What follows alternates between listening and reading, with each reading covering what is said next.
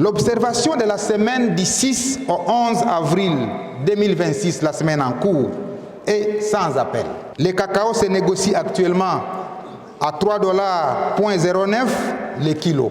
À titre de comparaison, le prix moyen de notre mercurial en décembre 2025 était de 5,85$.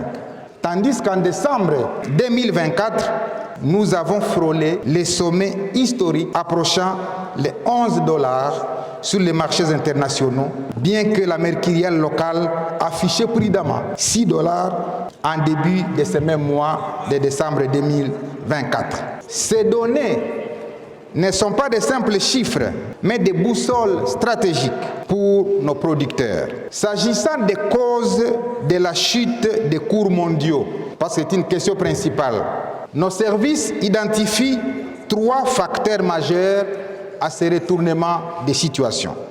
Le premier facteur de la chute des cours mondiaux, c'est l'offre excédentaire en 2025-2026. La météorologie a radicalement changé la donne. La fin du stress hydrique lié au phénomène que vous connaissez, El Niño, a laissé place à des conditions humides favorables. Ainsi, les prévisions des récoltes pour la Côte d'Ivoire ont augmenté de 20%, celles du Ghana ont augmenté de 25%, et donc ces prévisions ont dissipé les craintes de pénurie, entraînant une reconstitution massive des stocks dans les ports d'Abidjan et de Tema. Ça, c'est la première raison. La deuxième raison de la baisse des cours, c'est la reconfiguration de la demande européenne. Face au prix excessif de 2024, lorsque la tonne a atteint effectivement $10 000, l'industrie chocolatière a opéré ce que nous appelons la destruction de la demande. C'est-à-dire quoi? Les fabricants ont multiplié des produits de substitution et ont réduit la teneur en cacao pur dans leurs produits finis. Et comme si cela ne suffisait pas, la crise énergétique en Europe a également pesé sur le pouvoir d'achat des consommateurs, impactant directement nos volumes d'exportation vers ces marchés qui absorbent près de 80% de la production africaine. Le troisième facteur qui explique la baisse des cours mondiaux du cacao, c'est le manque de coordination du duopole ouest-africain.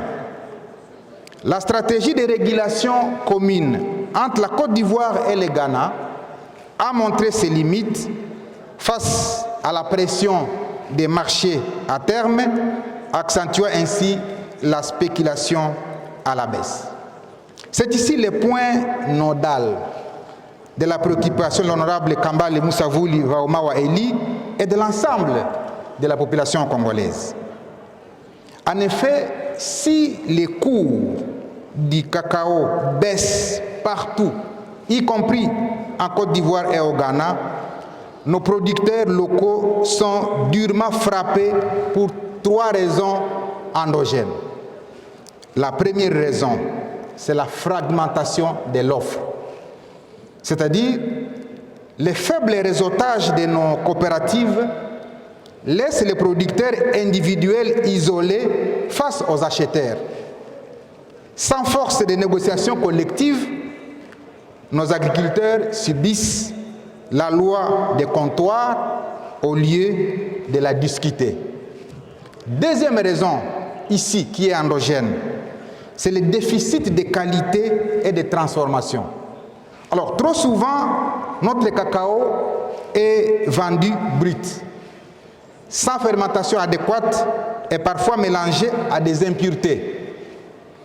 Alors, les acheteurs répercutent tous les frais de retraitement du cacao sur le prix payé aux planteurs, ce qui diminue ainsi sa marge réelle. La troisième raison endogène qui explique la baisse des cours du cacao, c'est les calvaires logistiques.